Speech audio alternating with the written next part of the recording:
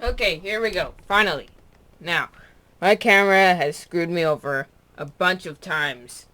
And this is like at least the fifth time I've recorded this. So, well, maybe like fourth.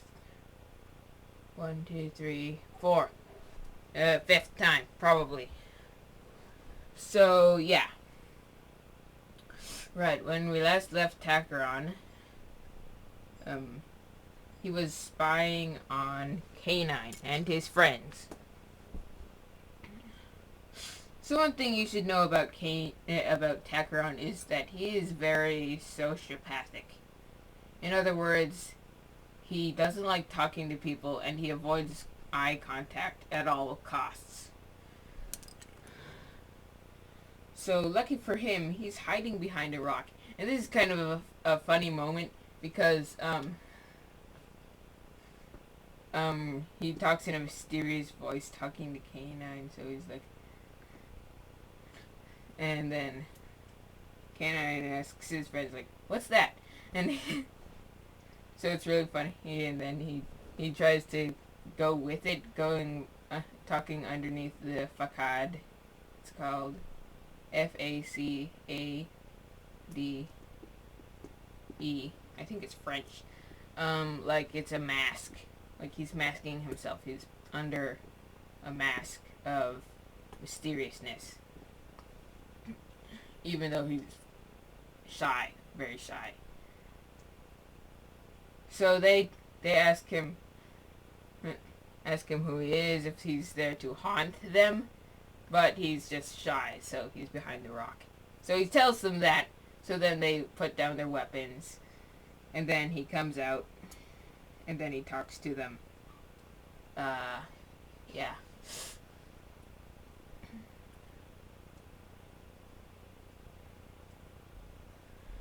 And then after talking for a while, he begins to raise suspicion of a conspiracy by members of the government.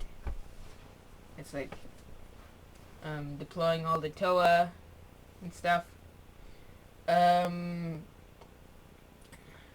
So yeah, he ponders that thought, but then he just leaves it for a while.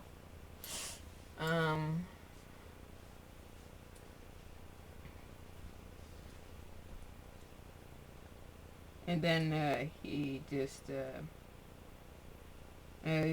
gets some rag that was randomly on the ground. Then he flips it over himself, then disappears.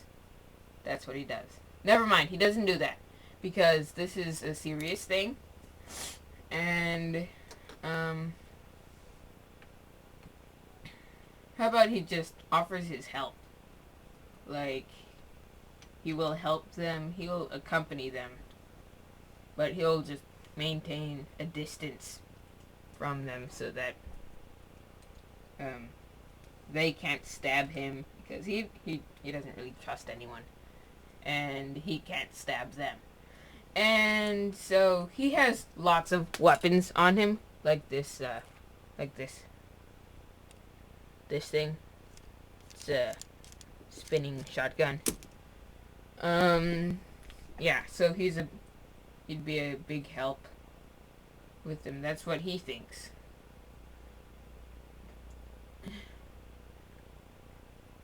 Okay, so then, no, Jester doesn't come in yet. That would be premature, way too premature. So instead, Gigaltrax attacks them, and then Takaron apologizes for getting them into this. But then they forgive him because they would probably get him in more trouble. Then he kind of nods. Yeah, this is a very detailed one, and I'm only 4 minutes in, so this is going pretty well. And my sister Chloe is working on a mock. What's the mock's name, Chloe? I don't know. Speak! Say something. Something. Fine. Yay. I'm just gonna show them your embarrassing mock. I'll show them part of your embarrassing mock. Ah!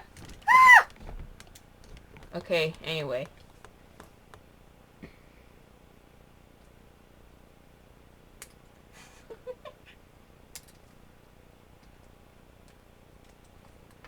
What happens next is... They all die. No. Well, maybe. I don't know. So Gigaltrax attacks them. Ooh, and Brutaka saves them! And then sends them to another dimension, in which they meet Kega, the toe of magnetism. No, that's premature. I want to keep things slow to build up more suspense for later. I'm saving it for a special occasion.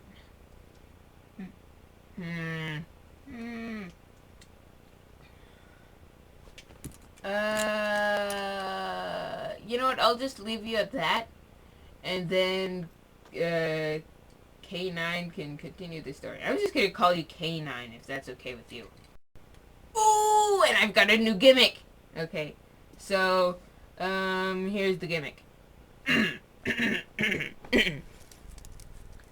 Deploy money and robots.